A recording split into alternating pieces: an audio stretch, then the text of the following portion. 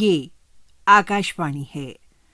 वार्ताओं के अखिल भारतीय कार्यक्रम में G20 में भारत क्रम में लीजिए सुनिए परिचर्चा।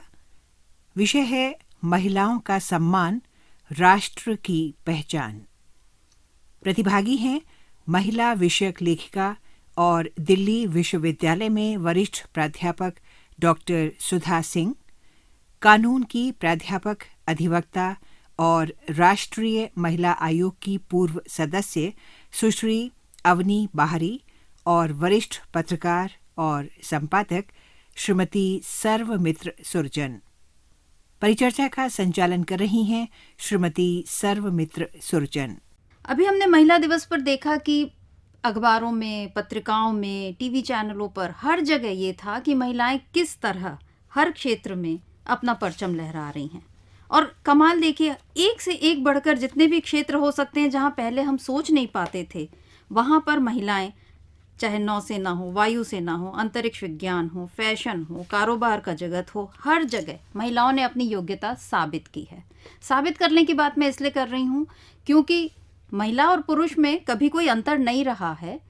बुनियादी तौर पर, बौद्धिक तौर पर वो एक ही जैसे हैं, लेकिन फिर भी कुछ इस तरह का हमारा समाज बना कि महिलाओं को हमेशा दोयम दर्जे पर रखने की कोशिश शुरू हुई और इसीलिए उनको ये बताने के लिए कि हम पुरुषों से किसी मामले में कम नहीं हैं, अपनी योग्यता साबित करनी पड़ती है। और अब मुझे ये कहते हुए खुशी हो रही है कि महिलाएं हर क्षेत्र में अपनी योग्यता साबित करती जा रही हैं। और जब मैं आप लोगों से ये बात कर रही हूँ तो आज ही एक अच्छी खबर आई है ऑस्कर से, जहाँ पे 2 महिलाओं को ऑस्कर अवार्ड नाटू नाटू गीत को तो मिला ही है, लेकिन उसके साथ एक शॉर्ट फिल्म को भी मिला है जिसे बनाने वाली और जिसे डायरेक्ट करने वाली भारत की 2 महिलाएं हैं। तो ये हम सब के लिए और पूरे भारत के लिए खुशी की बात है।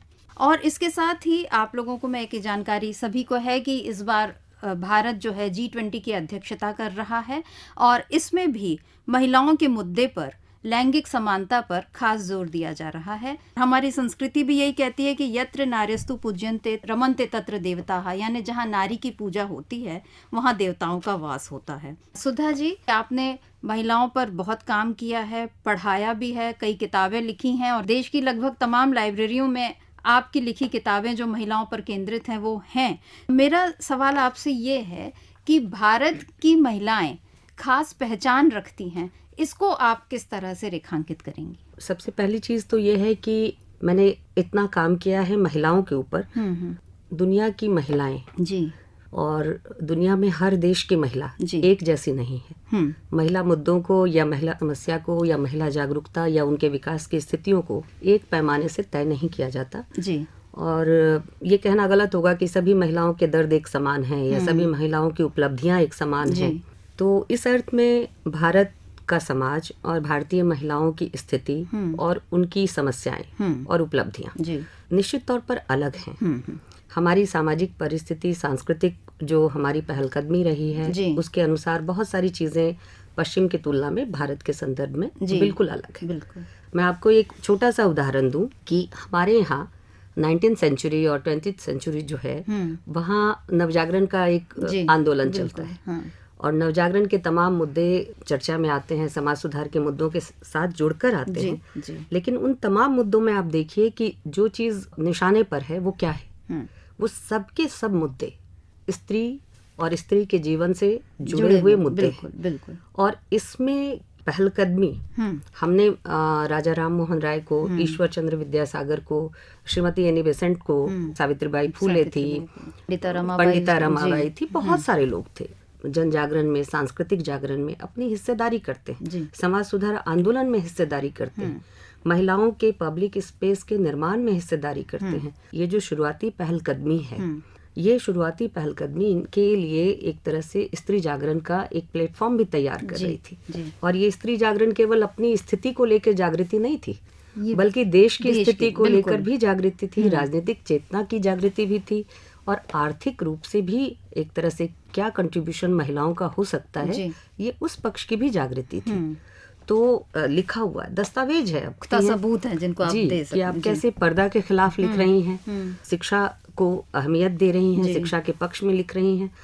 ऐसा नहीं था कि निर्विरोध भारतीय महिलाओं को ये सारी चीजें करने का मौका मिल रहा था। सामाजिक संघर्ष और टकराहट भी थे, बहुत सारे लोग एक समाज में तरह तरह के विचार और परिवेश के लोग होते हैं जी। तो वो बाधाएं भी दे रहे थे और उनको जवाब देते हुए भारतीय महिला आगे बढ़ रही थी जी।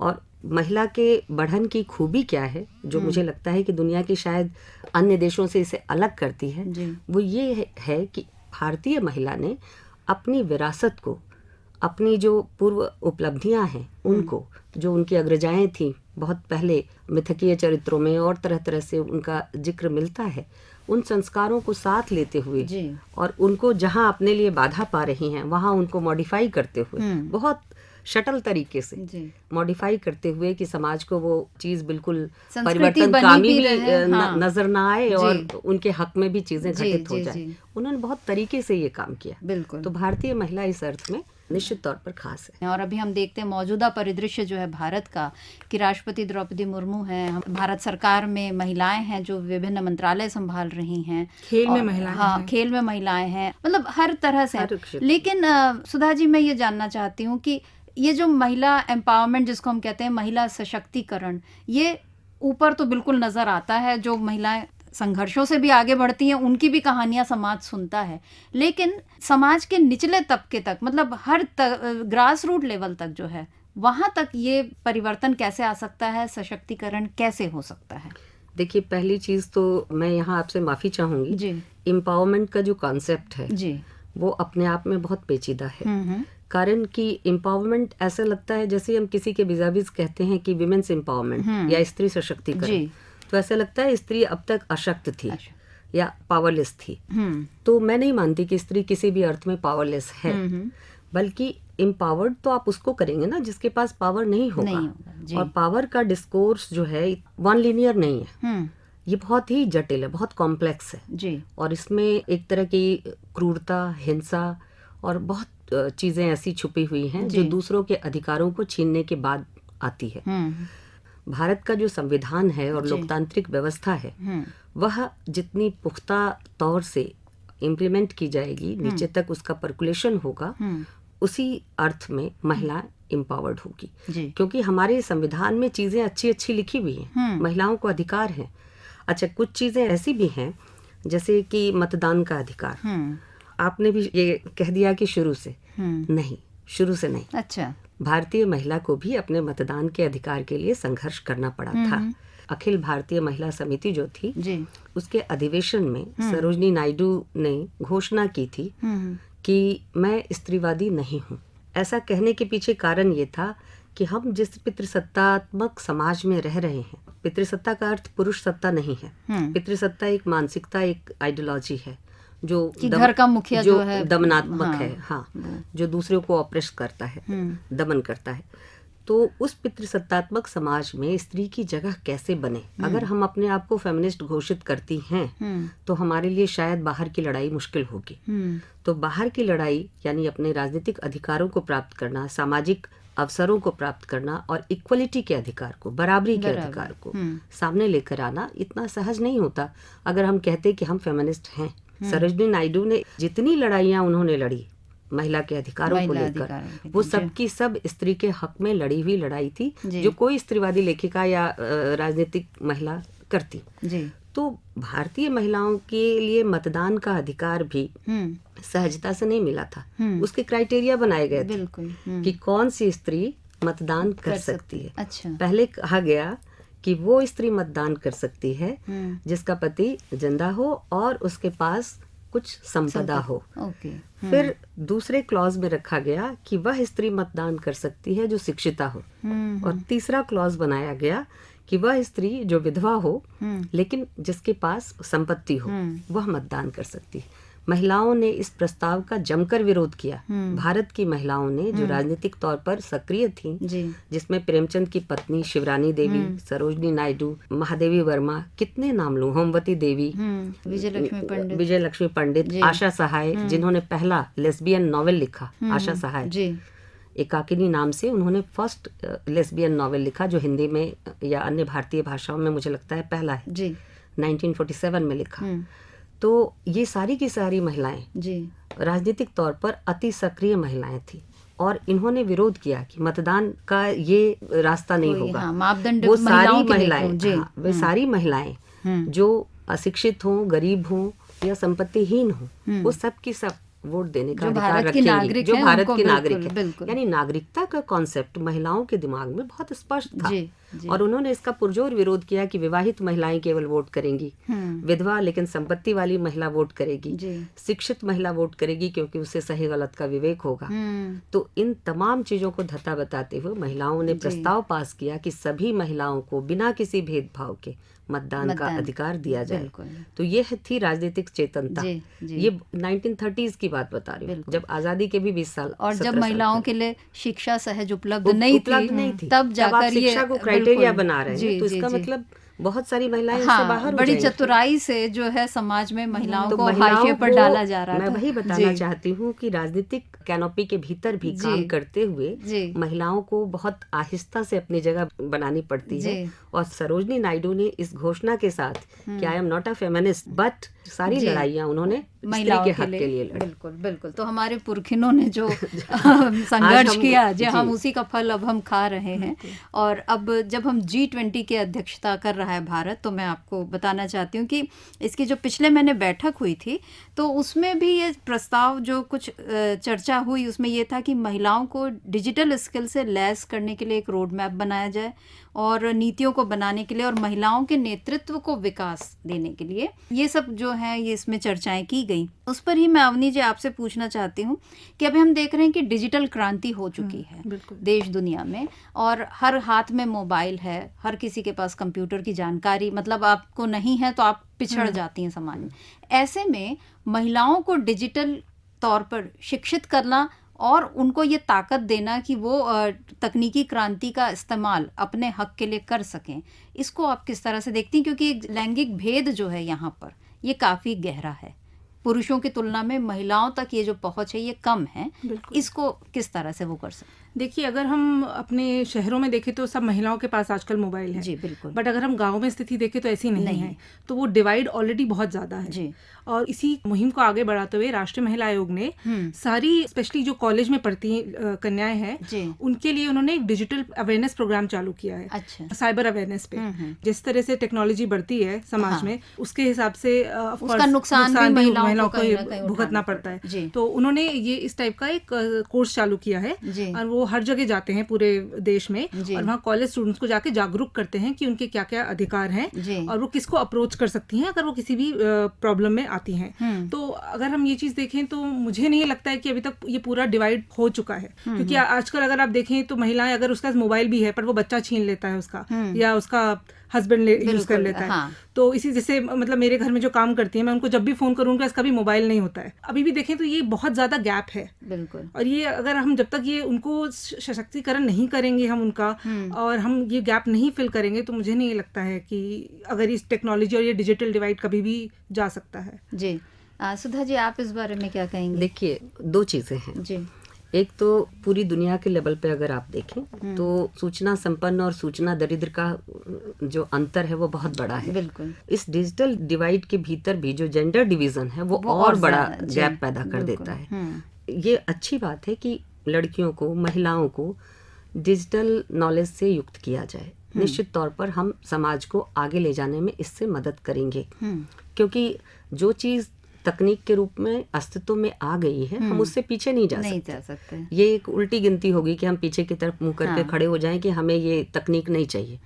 हमें चाहिए, लेकिन हमें ये देखना है कि उस तकनीक ने क्या और तरह के जो गैप्स थे उनको केवल कॉस्मेटिक तरीके से ढकने का काम तो नहीं किया। मैं आपको एक अपना अनुभव बताती हूँ, कल परसों का ही है। मैं बैंक गई थी और कुछ काम कर रही थी, तो अचानक एक महिला आके खड़ी हुई। वो कियोस्क मशीन जो होता है ना, जिसमें पासबुक डालते हैं और वो प्रिंट होकर आता है, तो बहुत देर से खड़ी थी। मैंने अपने पैसे निकाले और उसके बाद मैं कियोस्क की तरफ गई, मैंने अपना पासबुक प्रिंट किया और मैं निकलने ही वाली थी कि बहुत रुआसी से आकर मेरे पास बोली कि बेटी हमारा ये कर दोगी? तो हमने कहा हाँ बिल्कुल कर देंगे।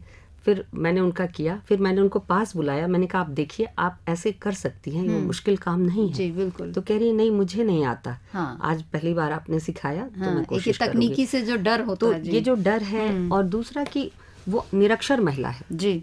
भारत एक विषम विकास की अवस्था वाला देश है, इसमें कोई संदेह नहीं। बिल्कुल, और इस सच्चाई को स्वीकार कर लेना हमारे चाहिए। यहाँ अरबपति खरबपति हैं, लेकिन उनसे कहीं ज्यादा दरिद्र नारायण है। तो ऐसी स्थिति में साक्षरता का दर एक विषम दर रहा है, कहीं बहुत हाई है, कहीं बिल्कुल कम है, कहीं सामान्य है जी। तो और साक्षरता में भी महिलाओं के ड्रॉप आउट्स अगर आप देखें जी, कि जो स्त्री साक्षर भी नहीं हो पा रही है, वो डिजिटल साक्षर होने में तो और भी समय लगेगा उसको। तो ऐसे में सरकारी बहुत सारे मुहिम हैं, योजनाएं हैं जिनकी पहुंच महिलाओं तक हो। एक तबका तो ये है।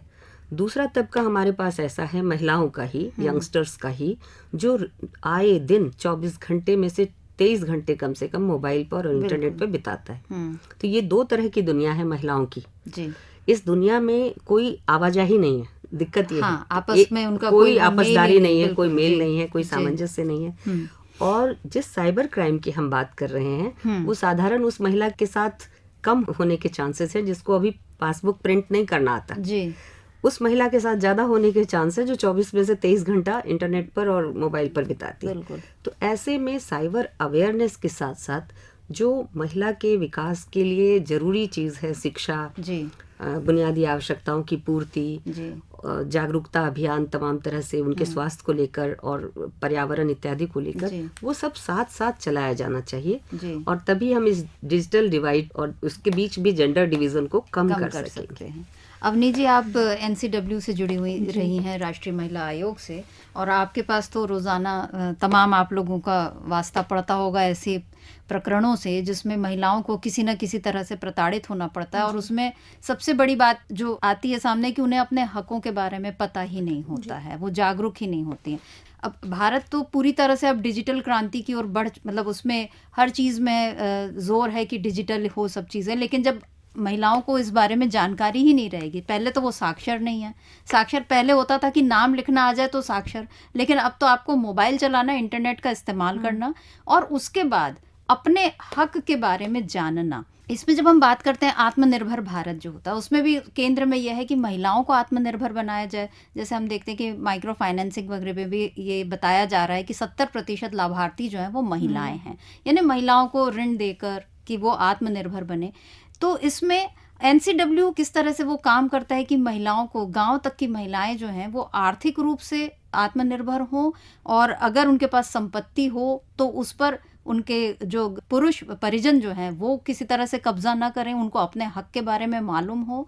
और तीसरी बात जो है वो शारीरिक और मानसिक प्रताड़ना से अपने आप को वो कैसे बचाएं, या अगर उनके साथ कुछ गलत हो रहा है तो वो कैसे अपने लिए आवाज़ उठाएं। इसमें एनसीडब्ल्यू किस तरह से काम करता है? देखिए, आपने बहुत अच्छी बात कही कानून के बारे में कि मुझे हमेशा ऐसा लगता है कि कानून का होना, उसकी जानकारी होना और उसका इस्तेमाल करना, तीनों अलग अलग बातें हैं। बिल्कुल। और हमारे समाज में बहुत ऐसा होता है अक्सर कि औरतें नहीं इस्तेमाल कर पाती हैं। ऐसा नहीं कि उनको मालूम नहीं है, सिर्फ निचले वर्ग में नहीं, ऊपर के तबके में भी बहुत सी ऐसी महिलाएं हैं जिनके घर में शोषण हो रहा है उनका घर पे, बट वही कि समाज में इज्जत के कारण वो नहीं बाहर आ पाती हैं। तो इस चक्कर में मुझे ऐसा लगता है कि सिर्फ कानून का सिर्फ होना ही पर्याप्त नहीं है। बिल्कुल। राष्ट्रीय महिला आयोग में लीगल अवेयरनेस प्रोग्राम चलते हैं जो पूरे देश में करते हैं, और ये प्रोग्राम उनकी जो स्टेट में जो महिला आयोग हैं उनके थ्रू वो लोग ये प्रोग्राम राज्य महिला आयोग के थ्रू वो ये सब प्रोग्राम कंडक्ट करते हैं। उसके अलावा वो सारे, ऑफ कोर्स कोई भी महिला जाके आप अप्रोच कर सकते हैं एनसीडब्ल्यू को, राष्ट्रीय महिला आयोग को, कोई भी कंप्लेंट के। आपको जरूरी नहीं कि आपको अपने राज्य की महिला आयोग के पास ही जाना है कंप्लेंट करने के लिए। तो वो इस तरीके से अपनी जानकारी लीगल अवेयरनेस प्रोग्राम के थ्रू सब जगह फैला रहे हैं। जी। जिस सामाजिक रवैये की अभी बात आपने की, अवनी जी ने की, वो बहुत ही महत्वपूर्ण है, क्योंकि समाज में हमने ऐसा संस्कार पैदा किया है और इस तरह का हमने एक पब्लिक स्फेयर तैयार किया है जहाँ पर स्त्री के लिए कम से कम जगह है, और सारी जगहों पर मोस्टली भरा हुआ है अविश्वास। जी। घर से लड़की पढ़ने जाती है, माता पहला सवाल करती है, बेटी घर कब आओगी? जी। कितने बजे आओगी बता दो। और उस बजे से जब घंटा बढ़ने लगता है तो परिवार के लोगों के माथे पर शिकन दिखने लगती है। लड़की की सुरक्षा के नाम पर, लड़की के बिगड़ जाने के डर के नाम पर, और भी बहुत सारी चीजों के नाम पर। यानी अविश्वास एक बुनियादी चीज है, स्त्री के तमाम कार्रवाइयों को रोकने के लिए हमेशा तत्पर रहता है।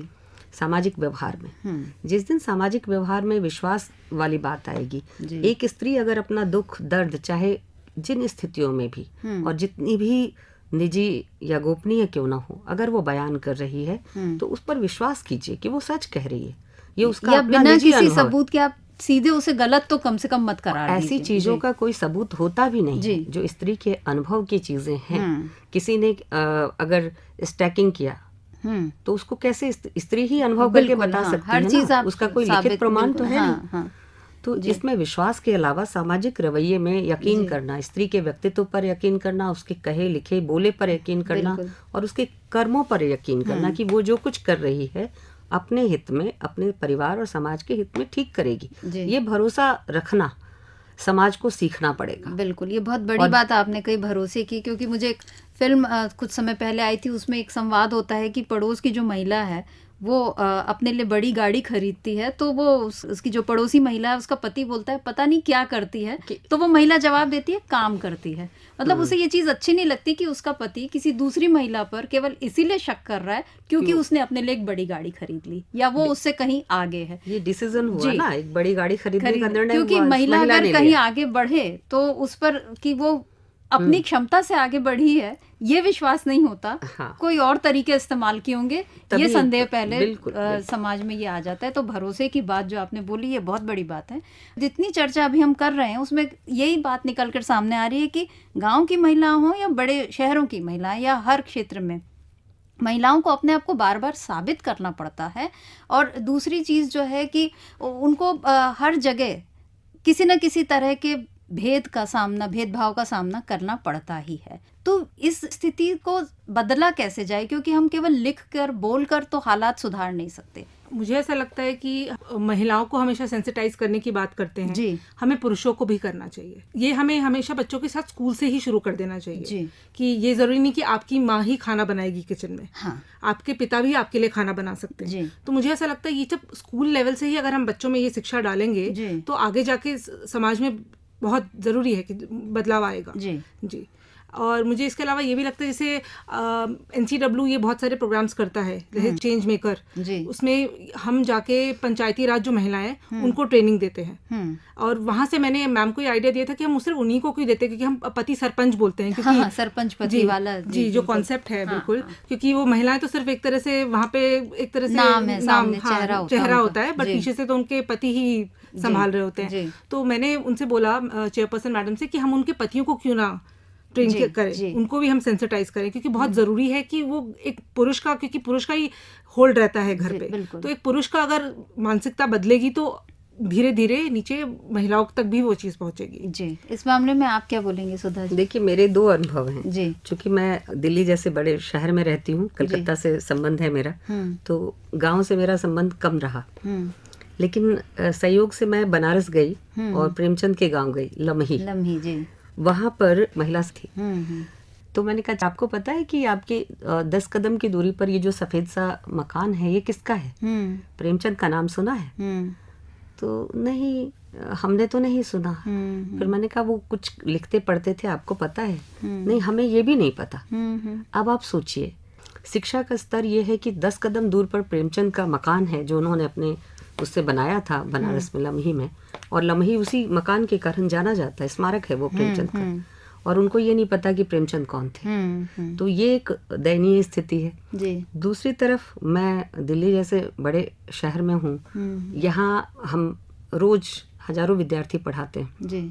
मैं ये नहीं कह सकती कि लड़कों में कोई परिवर्तन नहीं आया है, ये कहने में मुझे आज की डेट में संकोच है, क्योंकि लड़के काफी बदले हैं। अच्छा, बहुत परिवर्तन है, और अपने सहपाठी को, सहपाठिन को पर्याप्त सम्मान देना, उनके साथ मिलजुल कर काम करना, घरों में माओं का हाथ बटाना, ये सब वो करते हैं जी। अब ये 10 साल 20 साल पहले वाली पीढ़ी नहीं है लड़कों की, बिल्कुल बहुत बदली है। हम अपने इर्द गिर्द भी बदलती हुई चीजों को देख रहे हैं, लेकिन इसे अभी और बदलना है जी।